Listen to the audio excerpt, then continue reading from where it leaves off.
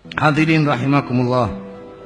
Beberapa tahun terakhir kita menyaksikan dari televisi berita yang sangat memprihatinkan yang terjadi di beberapa negeri Islam. Di saat negara-negara barat yang berpenduduk non-Islam hidup dalam kedamaian dan ketenangan, di negeri yang berpenduduk Muslim, terutama di negara-negara Arab, justru kerap kali diwarnai dengan pertikaian dan peperangan. Irak, Libya, Mesir, Yaman, Syria, dan beberapa negara di benua Afrika nyaris tidak pernah berhenti dalam sengketa dan perang. Puluhan ribu nyawa melayang, jutaan muslim hidup dalam keadaan ketakutan, kelaparan, terusir dari negeri mereka sendiri.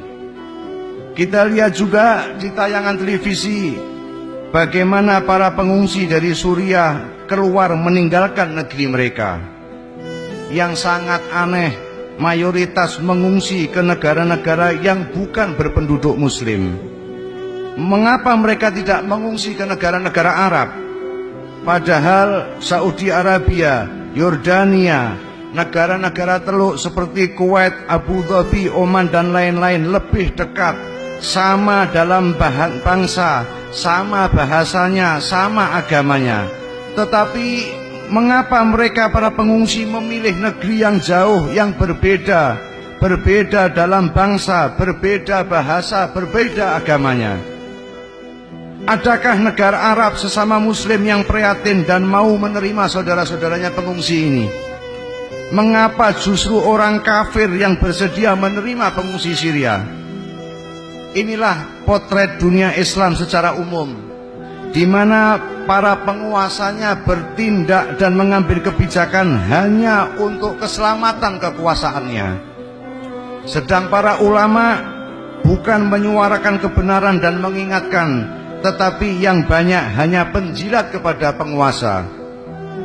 Ayat-ayat Al-Quran dan hadis yang memerintahkan untuk bersatu, bersaudara, saling peduli dengan kondisi muslim yang lain bagai hilang dari otak dan hati mereka. Yang selalu disampaikan hanya mengutip ayat dan hadis untuk membenarkan tindakan mereka, bahkan menghalalkan darah orang lain. Yang seperti ini pernah diingatkan oleh Nabi kita Muhammad SAW. Pada suatu hari Nabi bertemu dengan Sayyidina Umar. Beliau memegang janggut Umar dan berkata, "Wahai Umar, inna lillahi wa inna ilaihi raji'un." Dengan penasaran Sayyidina Umar bertanya, "Wahai Rasulullah, demi ayah dan ibuku, mengapa Anda mengucapkan kalimat itu?" Nabi kita Muhammad SAW menjelaskan, "Baru saja Jibril mendatangiku dan berkata, 'Wahai Muhammad, inna lillahi wa inna ilaihi raji'un. Sesungguhnya umat sesudahmu akan difitnah dengan hal yang sedikit, bukan dengan hal yang banyak.'" Nabi bertanya, "Wahai Jibril, fitnah kesesatan atau fitnah kekafiran?" "Keduanya akan terjadi," kata Jibril. Nabi bertanya lagi, "Bagaimana mereka tersesat dan bisa menjadi kafir padahal aku telah meninggalkan bagi mereka kitab Allah, yakni Al-Quran?"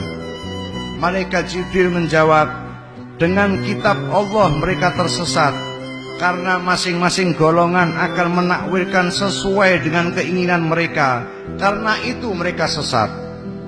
Jadi jangan heran kalau ada seseorang atau ulama yang melakukan tindakan yang barbar, tidak beradab, tidak berperi kemanusiaan, sementara dari lisan mereka keluar ayat-ayat Al-Quran dan hadis Nabi SAW.